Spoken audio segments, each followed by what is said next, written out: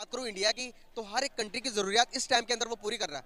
Crude oil India और Russia, Russia से oil पकड़ता है, इंडिया पकड़ के उसको रिफाइन करके यूरोप कंट्री को एक्सपोर्ट करता है।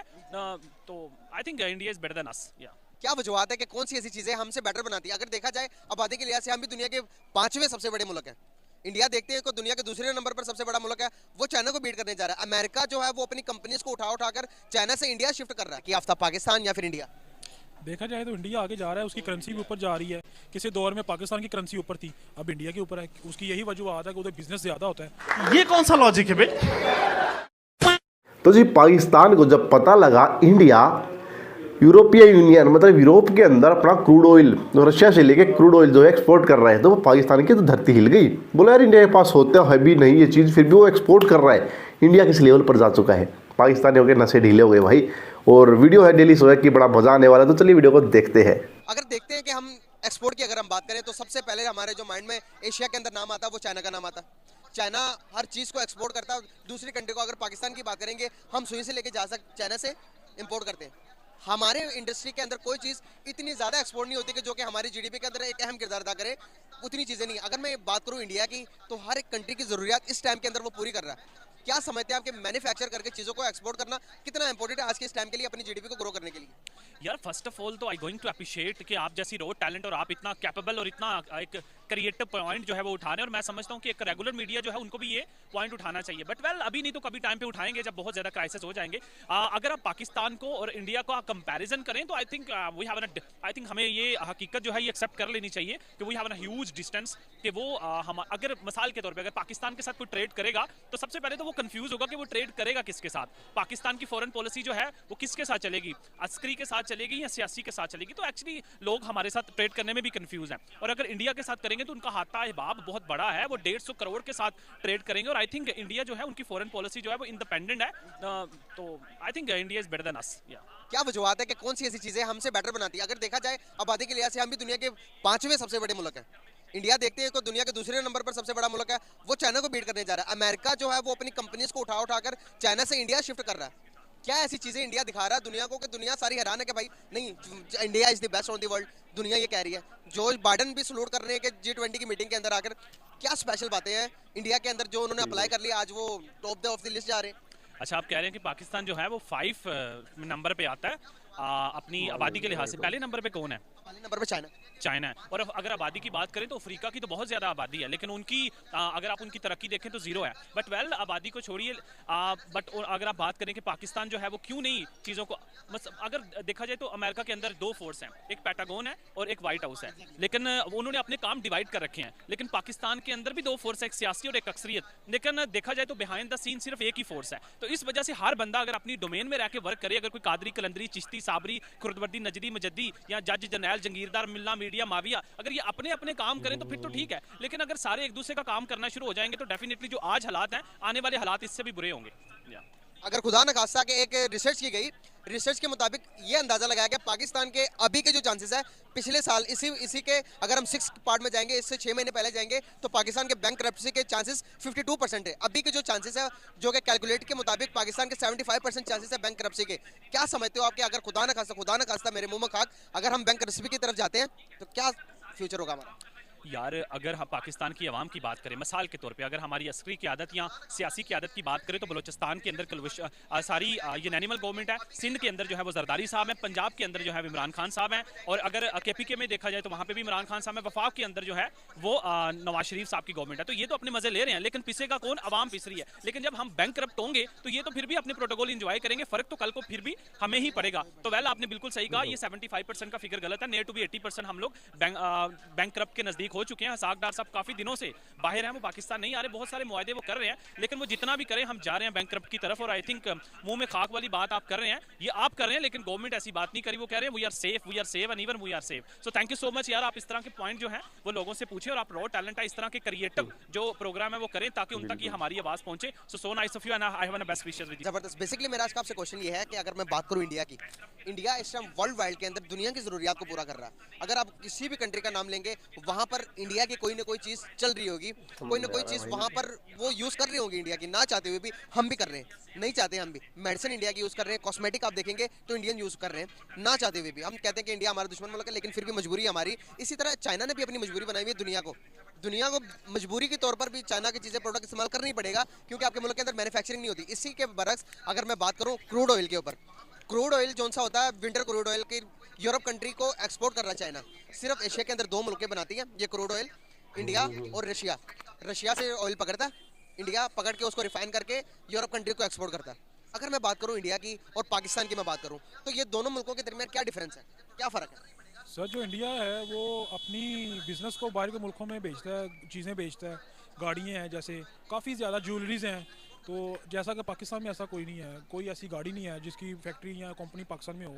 तो यही चीज़ें हैं कि जो उनको आगे लेके जाती हैं। चाइना देख लें, वो हर एक मोबाइल्स हैं उनके, गाड़ियाँ हैं उनकी, जापान है जापानी गाड़ियाँ हैं।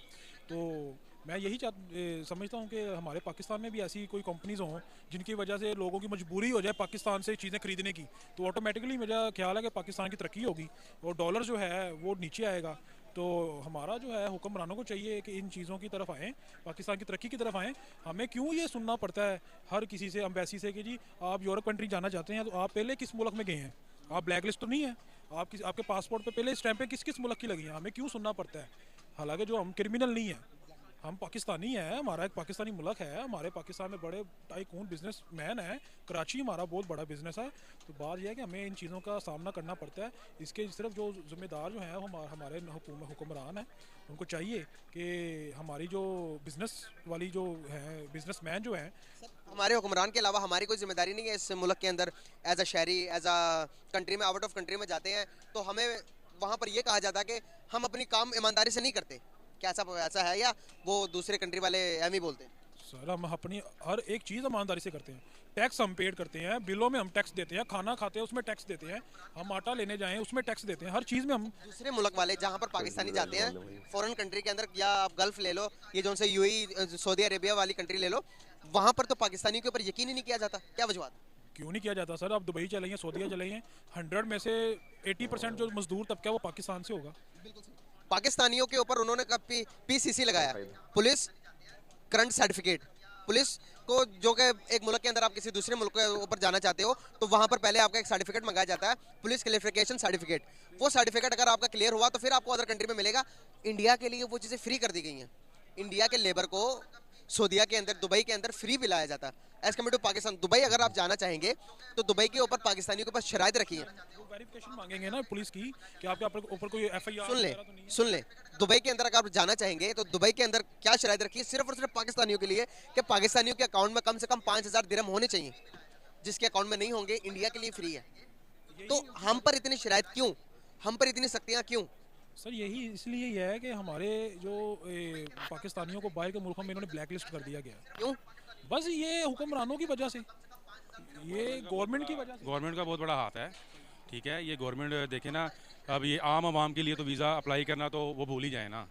तो जैसे कोई MNA MPA है तो उसका तो वो ऐसे जाए तो वैसे चाहे 10 कंट्रियों को वो वीज़ा लगवा लें, ठीक है। तो ये मतलब कहने का ये गवर्नमेंट का काम बनता है, ये गवर्नमेंट जो है वो हमें नीचे लेके जा रही है। मतलब कि आप समझ रहे हो कि पब्लिक का कोई इसमें किरदार नहीं है, सारा हुकूमत का किरदार है। सर ये हुकूमत ने निकालना है, ठीक है। अवाम की जो जिम्मेदारी है वो हम अदा कर रहे हैं, टैक्सेस दे रहे हैं, रूल को फॉलो कर रहे हैं, कानून को फॉलो कर रहे हैं, हर एक चीज़। लेकिन ये जो मामलात हैं कि हमें फलां मुल्क में नहीं जाने की परमिशन मिल रही है, हमें वो शहरी नहीं दे रहे, नेशनलिटी नहीं दे रहे, इसमें हमारा कोई पब्लिक का कसूर नहीं है, ये हुक्मरानों का कसूर है, गवर्नमेंट का कसूर है। ये गवर्नमेंट ने आगे जाके तल्लुकात अच्छे बनाने होते हैं और हमें वो बुलाएं अपने मुल्क में। सर यहाँ पर कुरान मजीद तो कुछ और चीज़ कहता है, कोई और बताता है, हमें कोई और रास्ता दिखाता है। कुरान मजीद कहता है कि जिस तरह की आवाम होगी उस तरह के हुक्मरान दूंगा मैं आपको।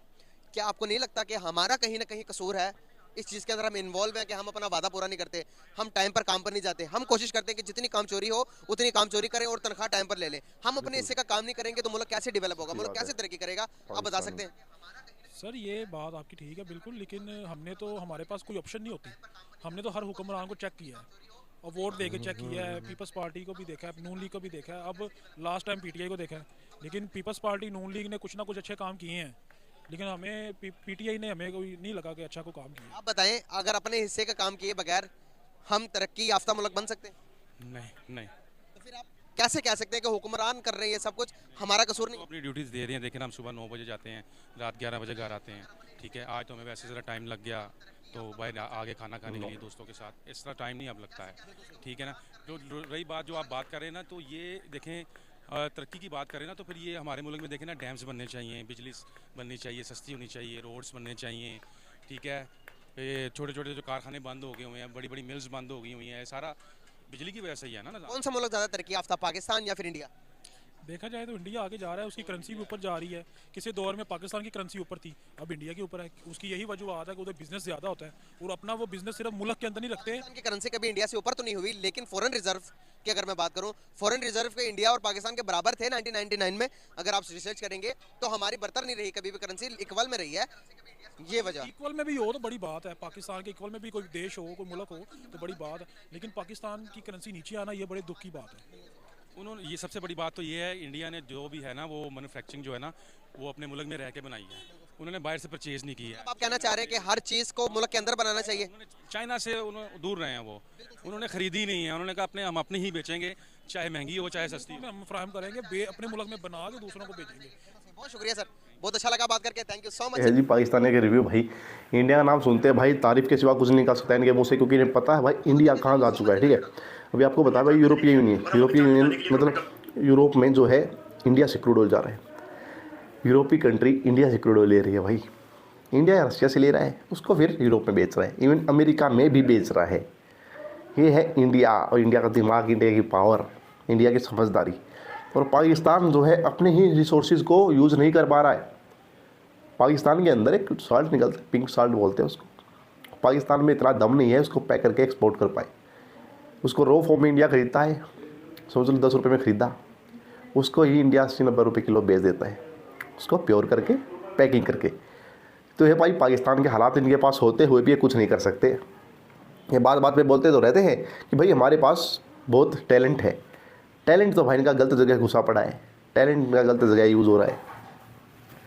तो जी ये बेचारे ऐसे ही बुखलाए के ऐसे ही करते रहेंगे, और हम आपके लिए लेकर के आते रहेंगे इनके दुख भरे हाल चाल। कमेंट में लिखना भैया जय हिंद ज़रूर से ज़रूर, तो वही बड़ी मेहनत लगती है आपके लिए वीडियो ढूंढ के लाने के लिए अच्छी अच्छी वीडियोज़। मिलूंगा आपको अगली वीडियो में, तब तक के लिए बाय बाय, जय हिंद।